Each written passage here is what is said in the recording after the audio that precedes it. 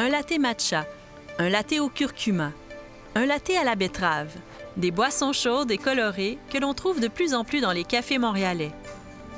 Ça peut faire peut-être étrange pour ceux qui s'attendent à un café, que ce soit une épice qui remplace le café. Quand on boit ça, il y a beaucoup plus de bénéfices. Les compagnies les vantent beaucoup pour ses prétendus effets pour la santé. C'est un goût qui se développe, comme un parallèle au café ou même le vin.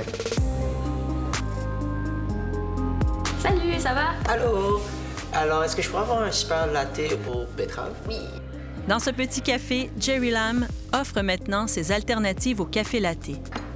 Comme ce latte à la betterave, une poudre de betterave déshydratée est diluée dans l'eau et mélangée à une boisson végétale moussée, pareil à un café latte. Au début, on servait principalement du café, mais de plus en plus, on a commencé à diversifier puis rajouter d'autres gammes de latte, disons. C'est juste des super aliments, dans le fond. On substitue l'espresso puis on l'inverse pour une base de matcha ou une base de betterave. C'est une alternative facile, soit le midi ou soit le soir. On cherche quelque chose qui a peut-être un peu moins de caféine. Jason aussi se spécialise dans ce type de latte, plus spécifiquement avec du matcha, cette boisson japonaise traditionnelle plus connue, qui est faite de feuilles de thé vert broyées, mélangées à du lait ou à une boisson végétale. Nous, on a vu que pourquoi pas adapter, parce qu'on fait le matcha, on peut donner même plus d'options comme le curcuma et comme les betteraves. Quand on boit ça, il y a beaucoup plus de bénéfices qui donnent envie aux gens de le boire, c'est sûr, parce que tout le monde vise sur la santé. Toujours pour la santé, on nous propose aussi des lattés au curcuma, ce que déguste aujourd'hui la nutritionniste Stéphanie Côté. OK. C'est particulier. C'est une épice que je sens beaucoup plus dans des plats que je mange habituellement plutôt que je bois, mais c'est intéressant. Le goût varie selon la recette. L'équipe de Maryse, Kim, Athéna et Allison a travaillé à l'élaboration de la recette parfaite d'un latte au curcuma. Elles ont préparé le mélange d'épices faites de poivre, cardamome, cannelle, poudre de noix de coco et curcuma. Tout a été méticuleusement pesé et noté. Ce travail d'équipe a permis de créer un produit instantané de cette boisson indienne. On a tout décidé exactement qu'est-ce qu'on voulait avoir comme ratio.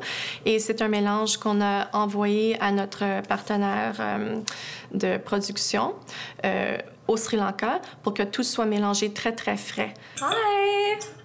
Hey, how's it going? Good. How are you guys doing? Pretty good.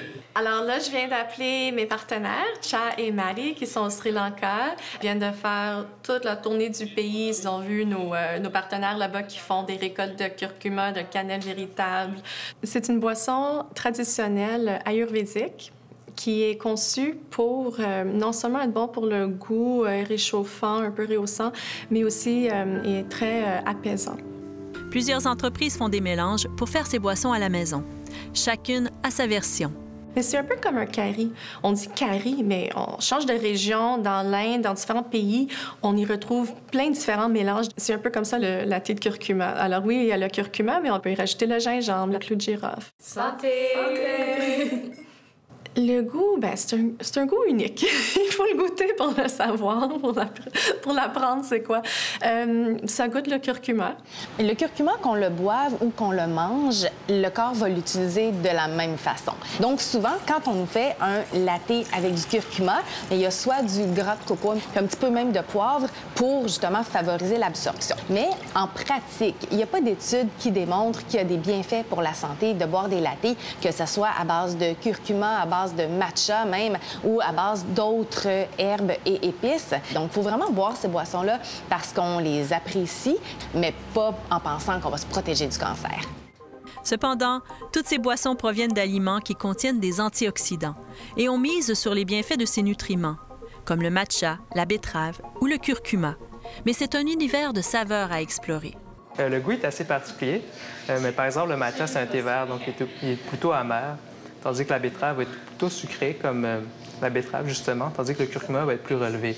C'est sûr que durant l'hiver, je pense que c'est des goûts très recherchés, c'est des goûts de confort. Mais je dirais que le bienfait de ces boissons-là, c'est vraiment de les prendre comme une boisson chaude, de prendre un moment, probablement de le partager aussi. Donc, si c'est un bienfait, c'est peut-être celui-là de prendre le temps.